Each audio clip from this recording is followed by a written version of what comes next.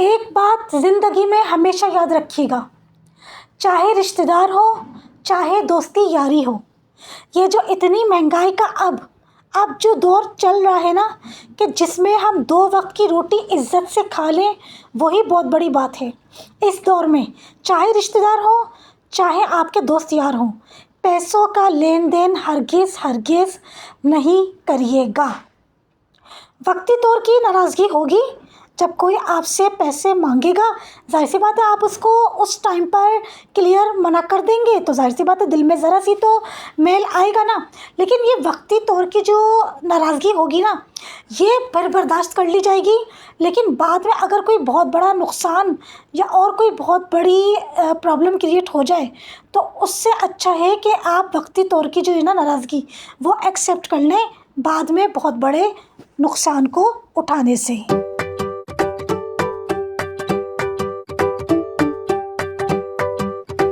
इस दौर में ये मेरी ओपिनियन है, ये मेरा एक्सपीरियंस है, क्योंकि शादी से पहले मैंने सबको अपने मेके के साइट पर सबको उधार पैसे दे चुकी हूँ।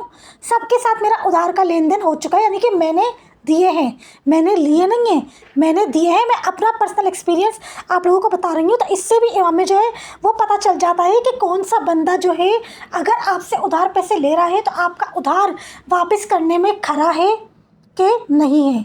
तो मेरा सबके साथ एक्सपीरियंस हो चुका है। और अब शादी के बाद जो भी मेरा शादी से पहले एक्सपीरियंस था, कुछ लोगों के साथ अच्छा एक्सपीरियंस रहा कि जिन्होंने मुझको जो ज़बान दी थी कि हम तुम्हें इस डेट पर पैसे वापस कर देंगे, तो उन्होंने करी।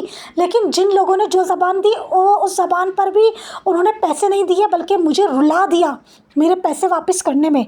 तो शादी के बाद मैंने ये बात मतलब अपने आप से कमिटमेंट कर लिया था कि अब कुछ भी हो जाए, कोई कितनी भी बड़ी मुसीबत में क्यों ना आ जाए, अब किसी की पैसों से उधार देकर हेल्प नहीं करनी।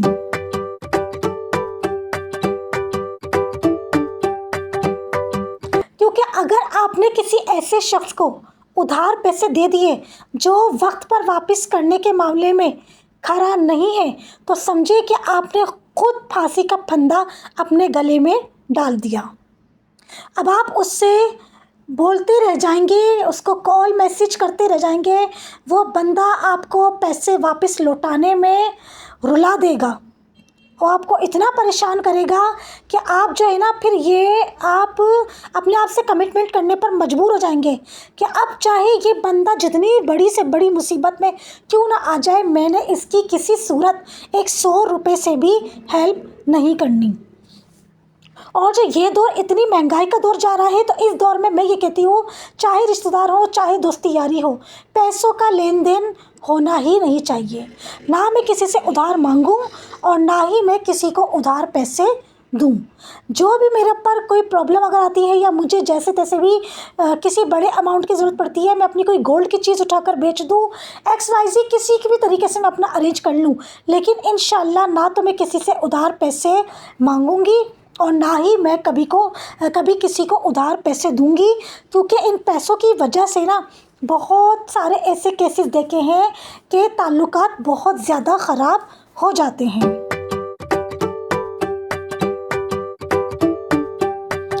और यहाँ पर मैं थोड़ा सा ये आप लोगों को शेयर कर दूँ कि मैंने फ़र्स्ट टाइम बनाया था आलू शिमला मिर्च कीमा, जो कि माशाल्लाह लाजवाब बना था।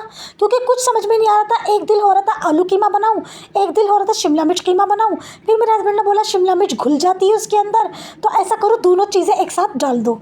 और यकीन माने ये आलू शिमला मिर्च कीमा इतने मज़े का माशाल्लाह बना है कि माशाल्लाह, बस आप मेरे अल्फाजों से अंदाज़ा लगा लें कि ये कितने मज़े का बना होगा। और इसका लुक भी बता रहा है कि ये वाकई कितना लाजवाब और कितना फ्लेवरफुल और कितना टेस्टी बना था।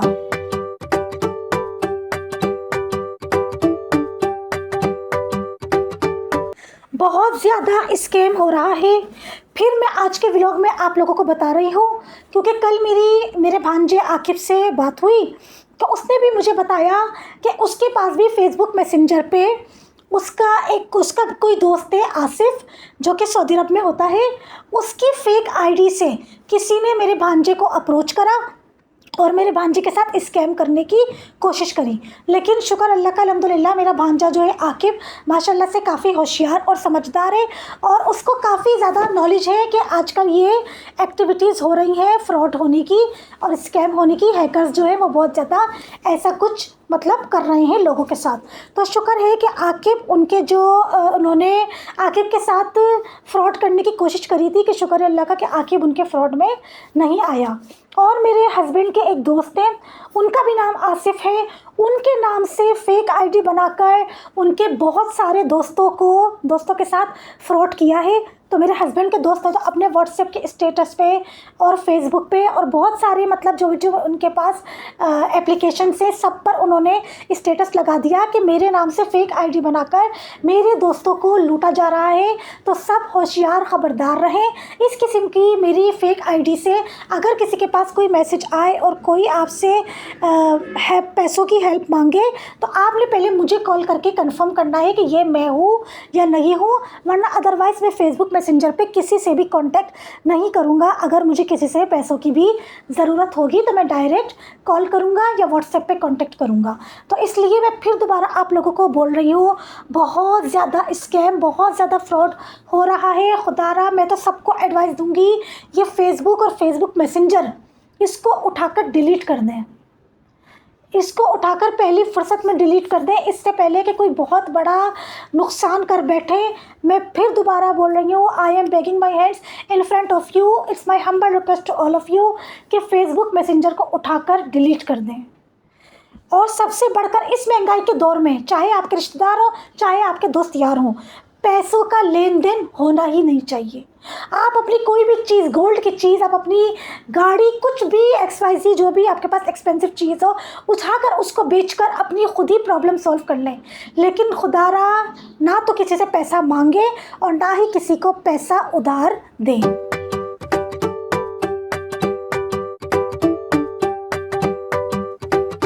इस महंगाई के दौर में हम 2 वक्त की रोटी इज्जत से खा लेना तो ये बहुत बड़ी बात है। जो पेट्रोल का हाल हुआ है ना, डीजल और पेट्रोल का, जो महंगाई जिस डगर पे, जिस रुख पे जा रही है ना, तो इस महंगाई के दौर में हम 2 वक्त की रोटी इज्जत से खा लें, ये बहुत बड़ी बात है। कोई भी उधार पैसा मांगे, साफ क्लियर मना कर दो कि भाई हमारे पास खुद नहीं है, हम खुद बड़ी मुश्किल से अपना गुजर बसर कर रहे हैं।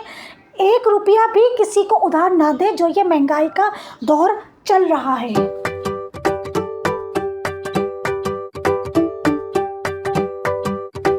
एक तो मुझे समझ में ये नहीं आ रहा है कि ये नए नए हैकर्स कहाँ से पैदा हो रहे हैं और ये जो लोगों को इतना इतना बेवकूफ़ बना रहे हैं, किसी से 6 लाख, किसी से 5 लाख, किसी से 3 लाख रुपए इस तरीके से ले रहे हैं। इन लोगों को कैसे सुकून की नींद आ जाती है?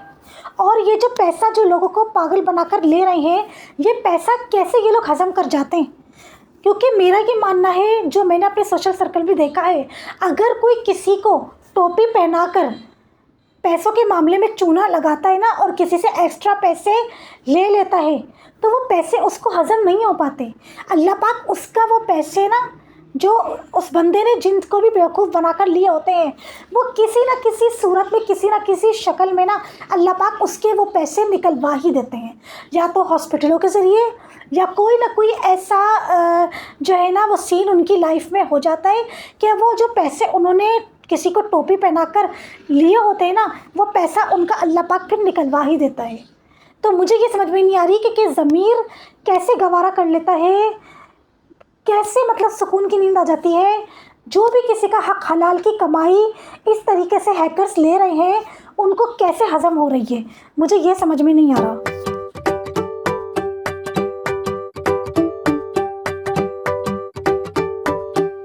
स्टार्टिंग से ही बातें करना स्टार्ट कर देती हूँ, क्योंकि जाहिर सी बात है इतनी सारी बातें मेरे जहन में जमा हो जाती हैं और आप लोगों के साथ शेयर किए बगैर मैं रहती नहीं हूँ। और अगर मैं व्लॉग अपलोड कर दूँ, कोई बात रह जाए तो फिर मुझे बाद में ये होता है कि ये फ़लाँ बात तो आप लोगों के साथ शेयर करना रह गई।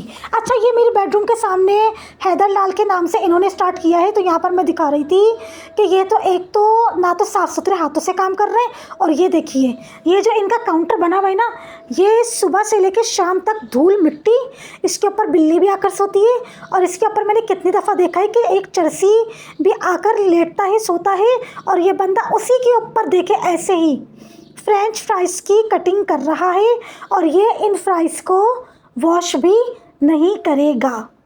तो जब हम लोगों ने ख़ुद अपनी आंखों से इसके काम देख के कि ये इतनी गंदगी से ये आदमी काम कर रहा है, तो एक दफ़ा भी मेरे जहन में नहीं आया कि मैं इनके फूड कार्ट से कोई शावरमा, कोई बर्गर, कोई चीज़ जो है ना वो मंगा के ट्राई करूं।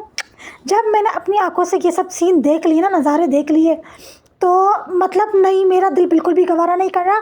और वैसे भी इनका फूड कार्ट ज़्यादा नहीं चल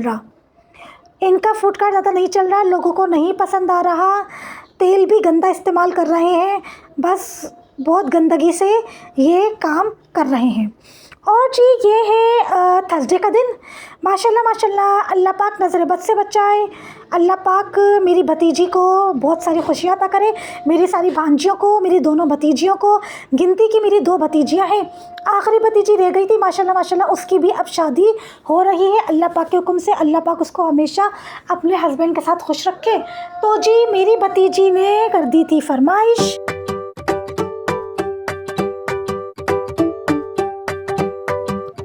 वेडनेसडे को रात 12 बजे इतने प्यार से उसने करी है मुझसे फरमाइश कि अपने हाथ का कुछ अच्छा सा बनाकर खिला दो, तुम्हारे व्लॉग्स देखते हैं और तुम्हारे व्लॉग्स में माशाल्लाह तुम सभी कुछ इतना टेस्टी बनाती हो, तो अपने हाथ का कुछ अच्छा सा बनाकर भेज दो।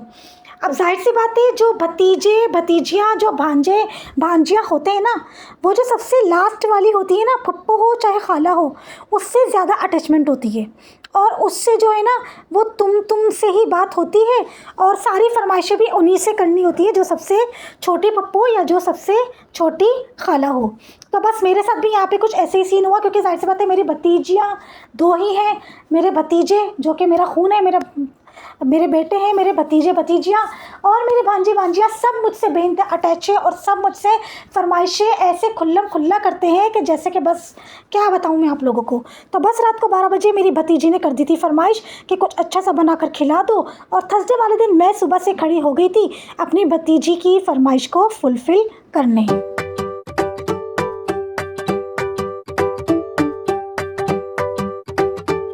और मैं इतना ज़्यादा अलर्ट हो गई थी, बस मेरी ये कोशिश थी कि मैं जो कुछ भी पकाकर भेज रही हूँ ना, वो सब कुछ मेरी दोनों भतीजियों को और मेरे भाई भाभी को पसंद आ जाए, और सब मतलब मेरी मेहनत वसूल हो जाए। कोई ये ना बोले कि मतलब ज़ेबा ने दिल से पकाकर नहीं भेजा या ये अच्छा नहीं भेजा, ऐसा कोई मुझे बात सुनने को ना मिले।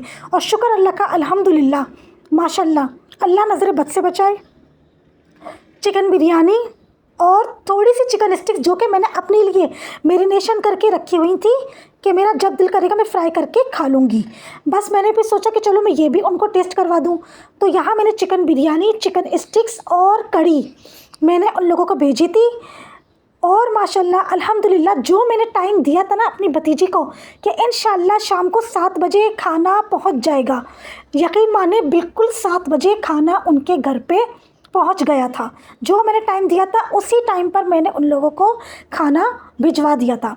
और अल्लाह का शुक्र अल्हम्दुलिल्लाह, मेरे भाई भाभी को, मेरी दोनों भतीजियों को बेइंतहा पसंद आई सारी चीज़ें, लेकिन बस चिकन स्टिक्स कम थी, तो उसकी वजह से उन लोगों को 2-2 बोटियाँ चखने को मिली, सही से खाने को नहीं मिली। लेकिन इंशाल्लाह नेक्स्ट टाइम पूरी कोशिश करूँगी कि मैं अच्छी क्वांटिटी में चिकन स्टिक्स बनाकर इन लोगों को भी खिलाऊं, क्योंकि माशाल्लाह अल्हम्दुलिल्लाह चिकन स्टिक्स मेरी हो गई है परफेक्ट। बस अल्लाह नज़र बद से बचाए, बहुत ही टेस्टी चिकन स्टिक्स मैं बनाने लगी हूँ।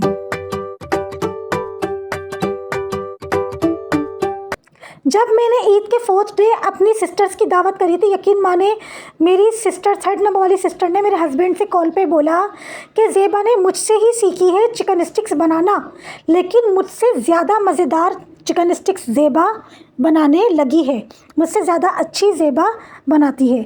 तो चिकन स्टिक्स तो बस अल्लाह नज़र बद से बचाए बहुत ही परफेक्ट हो गई है इंशाल्लाह। और मैं कोशिश करूँगी कि दोबारा से बनाकर खिलाऊँ अपने भतीजों को भी और अपने भाई भाभीयों को भी। लेकिन यहाँ पर मेरी मेहनत हो गई थी वसूल। ये देखें आप लोग, असल में मैंने ये अपने लिए मैरिनेशन करके रखी थी कि जब मेरा दिल करेगा मैं फ्राई करके खा लूँगी। लेकिन बस फिर मैंने सोचा कि चलो जितनी भी है इन लोगों को भी बनाकर भेज दूँ और ये लोग भी टेस्ट कर लेंगे। लेकिन टेस्ट तो करी, लेकिन 2-2 बोटियाँ खाकर बुरी तरीके से तड़प गई मेरी भाभी और मेरी भतीजियाँ भी। अब नेक्स्ट टाइम कोशिश करूँगी कि अच्छी क्वांटिटी में बनाकर खिला दूँ। और बस जी यहीं पर मैं अपने व्लॉग को करूँगी एंड और लूँगी आपसे इजाज़त। मिलूँगी आप लोगों के साथ एक नए मज़ेदार से व्लॉग में। अपना बहुत सारा ख्याल रखिएगा, चैनल को सब्सक्राइब कर दिएगा, वीडियो को लाइक और शेयर करके एक अच्छा सा कमेंट कर दिएगा। तब तक के लिए अल्लाह हाफिज़, गुड बाय।